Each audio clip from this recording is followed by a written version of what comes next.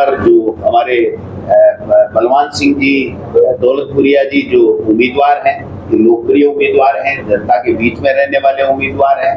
हमारे युवा नेता चंद्रमोहन जी हैं, सरपंच एसोसिएशन के अध्यक्ष हैं, ये भी बहुत ही युवा हैं। इनका युवा का, बुजुर्ग का, इनका अनुभव, इनका जोश, इनका समन्वय देख करके मैं इन लोगों की भावनाएं देख करके ये कह सकता हूँ कि 101% यहाँ से कांग्रेस पार्टी के उम्मीदवार बलवान सिंह पूनिया जी भारी मतों के साथ में जीतेंगे। दौलत सिंह जी बलवान सिंह जी पूनिया यहाँ से चुनाव जीत करके जाएंगे। गोविंद जी, आपने बलवान जी को विधायक भी बना दिया अपने भाषण में, हरियाणा में कांग्रेस की सरकार भी बना दी, इनको मंत्री भी बना दिया, मुख्यमंत्री किसको बनवाओगे? मुख्यमंत्री तो पार्टी अलग कमान तय करता है, इनकी तो सिफारिश मंत्री की तो मैं कर सकता हूँ, पार्टी का प्रदेश अध्यक्ष हूँ, इसलिए मुझे उम्मीद है, गारंटी किसी चीज की नहीं होती है, लेकिन मैं ये कह सकता हूँ कि कांग्रेस की सरकार बनेगी और कांग्रेस पार्टी हाईकमान सबकी राय लेकर के जो फैसला करेगा उस सबको खुशी खुशी मंजूर होगा। आपके राजस्थान में भी मुख्यमंत्री पद को लेकर ना अशोक गहलोत जी, सचिन पायलट जी लड़ते हैं, उसका पार्टी को नुकसान होता है। मन में रखते हैं तो रखनी चाहिए ना, मन में रखते हैं मैं बढ़ूं तो उसमें क्या बुराई है? कोई मन में रखता है, लड़ता कोई नहीं है।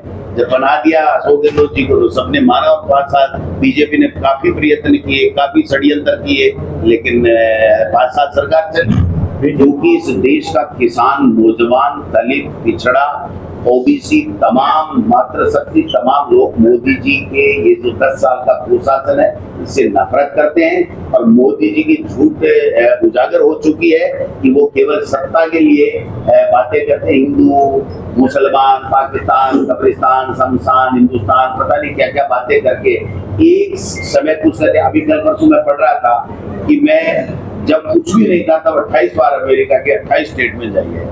अब उनको कोई पूछे भाई कैसे पैदल गए, बोट में गए, हवाई जहाज में गए, कौन सी हवाई जहाज में गए, मतलब सवाल वो क्या बोलते हैं उनको खुद को पता नहीं। जो टेली प्रॉम्प्टर जो भी आता है उससे वो क्या लिखा हुआ क्या समझ में आ गया उस तरीके से बोलते हैं। तो मोदी जी जितना ज्यादा इस हरियाणा में आएंगे उतना ज्यादा कांग्रेस का पक्ष मजबूत होगा। 2 क्वेश्चन हो रहे हैं। खट्टर साहब का भतीजा चाय पीने जा रहा है कांग्रेस के, तो चाय पीने वाला प्रधानमंत्री है देश का, उसके बाद भी चाय पीने कांग्रेस के पास जा रहे हैं। खट्टर साहब का भतीजा हरियाणा में। देखो हमारे लोगों को तो उन्होंने डरा धमका के या जो रिजेक्टेड लोग थे उनको ले गए, हम इनको एक को ही नहीं लेंगे। ये रिजेक्टेड मार लेने का कांग्रेस में परंपरा नहीं है। हमारे पास चंद्रमोहन जैसे नौजवान हैं और हमारे बलवान सिंह दौलतपुरिया जैसे अनुभवी व्यक्ति हैं और जो लोग इनके लिए काम कर रहे हैं, कांग्रेस के लिए जो वर्कर काम करता है उनको आगे बढ़ाने का काम करेंगे। इसलिए कोई कहाँ जा रहा है नहीं जा रहा है। अब तो देखो मोदी जी और अमित शाह के नाम से कोई वोट नहीं दे रहा है, बीजेपी का नाम लोग भूल गए। गोविंद जी, हरियाणा में ना निर्वाचित प्रतिनिधियों, सरपंचों को, पंचों को, नगर परिषद, नगर निगम चेयरमैनों को अपने अधिकारों के लिए, यानी अपने अधिकार और अपना शासन चलाने के लिए संघर्ष करना पड़ा है। क्या राजस्थान में ऐसा होता है? देखिए राजस्थान में कांग्रेस की सरकार में सरपंच अपना काम करते थे, जो भी जनप्रतिनिधि जिस लेवल का होता था वो अपना काम करता था। और अभी भारतीय जनता पार्टी का ये मॉडल है कि चुने हुए जनप्रतिनिधि नगर निकाय और पंचायत राज के काम नहीं कर सके, इसलिए उन्होंने एक बजट में घोषणा की है जो बजट का पार्ट नहीं होना चाहिए था कि हम 1 स्टेट 1 इलेक्शन की तरफ जाएंगे और अब पंचायत राज के चुनाव नगर निकाय के नहीं करेंगे। नवंबर में नगर निकाय के चुनाव हैं और जनवरी के अंदर हमारे पंचायत राज के चुनाव हैं। उनमें प्रशासक लगा करके उनके अधिकारों को बिल्कुल खत्म करने की साजिश राजस्थान में केंद्र की आई हुई पर्ची के आधार पर की जा रही है। तो आप मान के चलो कि हरियाणा में भी भारतीय जनता पार्टी का गलती से अगर राज आ गया तो यहाँ पर पंचायत राज और नगर निकाय के चुनाव नहीं होंगे।